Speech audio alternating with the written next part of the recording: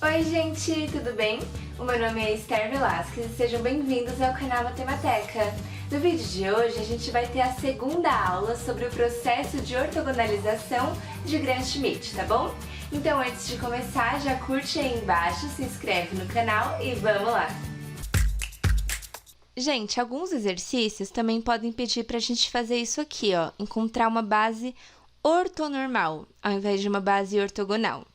Mas fica tranquilo que o processo é o mesmo, a gente também vai usar o processo de Gram-Schmidt, igual a gente tem usado até o momento, só que aí no final do exercício, a gente vai normalizar os vetores. Então, a gente vai fazer aquela coisa de dividir o vetor pelo módulo dele, isso vai dar o vetor normalizado. Então, basicamente, quando ele pede uma base ortonormal, além de querer que os vetores tenham 90 graus entre si, ele também quer que os vetores tenham tamanho 1, tá bom? Então, para o caso dessa base aqui, a gente já encontrou a base ortogonal para ela, né? Lá no começo da aula.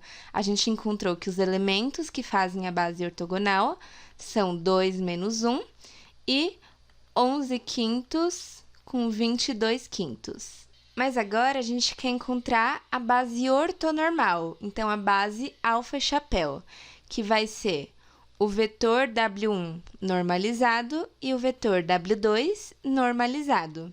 Então, é só a gente normalizar esses dois vetores aqui. Então, vamos lá. O vetor W1 normalizado vai ser 2 menos 1 dividido pelo módulo de 2 menos 1. Então, 2 menos 1, o módulo de um vetor a gente calcula pela raiz quadrada de cada termo ao quadrado. Então, raiz quadrada de 2 ao quadrado mais menos 1 ao quadrado, que é raiz quadrada de 4 mais 1, que é raiz de 5. Então, o módulo desse vetor é raiz quadrada de 5.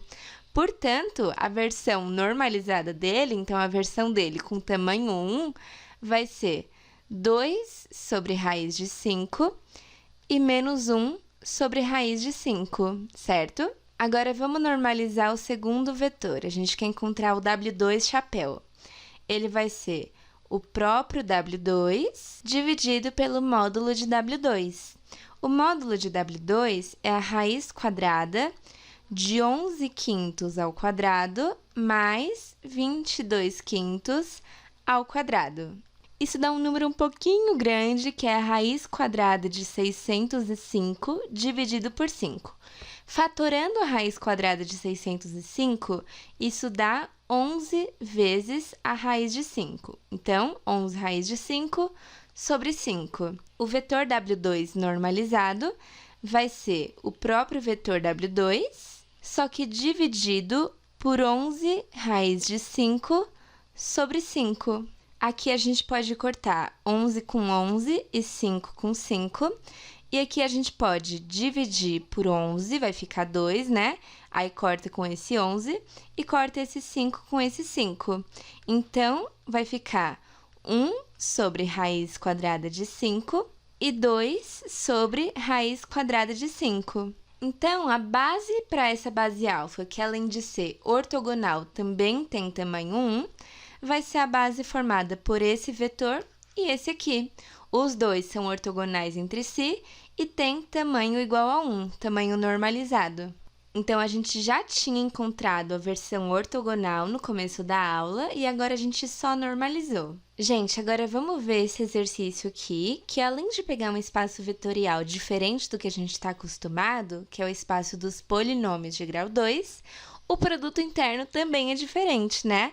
Aqui nesse espaço vetorial, ele resolveu que o produto interno dele vai ser uma integral, a integral de menos 1 até 1 da multiplicação dos polinômios. Então, se eu quiser calcular o produto interno de dois elementos desse espaço vetorial, eu vou usar esse produto interno aqui, tá bom? Tá, mas então a gente quer encontrar uma base ortogonal para essa base aqui, 1x mais 1 e x ao quadrado. Então, vamos lá. A gente sabe que para encontrar uma base ortogonal, a gente pode usar o processo de Gram-Schmidt.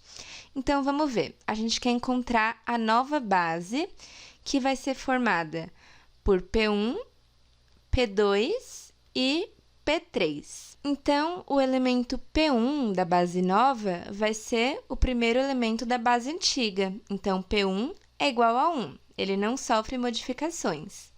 Agora, vamos encontrar o segundo elemento da base nova. Ele vai ser o segundo elemento da base antiga, que é o x mais 1, menos o produto interno de x mais 1 com o primeiro elemento aqui que a gente já achou, sobre o produto interno do elemento que a gente já achou com ele mesmo, vezes o elemento que a gente já achou. Então, aqui, ó, é tudo P1.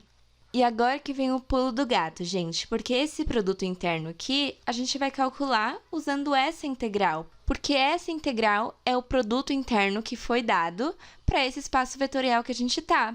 Então, a gente está acostumado a trabalhar em espaços, supondo que o espaço seja uma caixa, que o produto interno é aquele usual que a gente está acostumado. Mas aí a gente foi para outra caixa agora e na entrada eles falaram, ó, o produto interno é esse aqui, tá bom? Lide com isso. Então, é ele que a gente vai usar. Então, vamos lá, ó. Ele vai ser o x mais 1, que é o segundo elemento da base antiga, menos a integral de menos 1 até 1. Desse vezes esse, que dá o próprio x mais 1, né? Então, a integral de x mais 1 sobre a integral de menos 1 até 1, desse vezes esse. Então, 1 vezes 1, que dá 1. Ó, gente, a primitiva de x mais 1 é x ao quadrado sobre 2 mais x. E aí, a gente vai calcular isso aqui de x igual a menos 1 até x igual a 1. Aí, aqui embaixo, a primitiva de 1 é x, e a gente vai calcular de x igual a menos 1 até x igual a 1. Então, isso aqui usando as técnicas de integral lá de cálculo.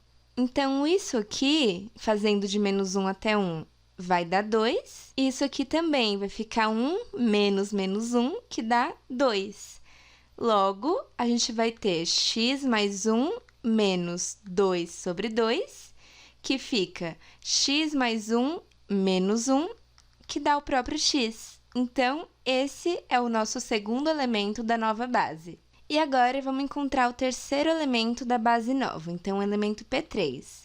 Ele vai ser o terceiro elemento da base antiga, menos o produto interno dele com o primeiro elemento da base nova, sobre o primeiro com o primeiro vezes o primeiro, menos o x ao quadrado com o segundo elemento da base nova, com ele mesmo, vezes ele.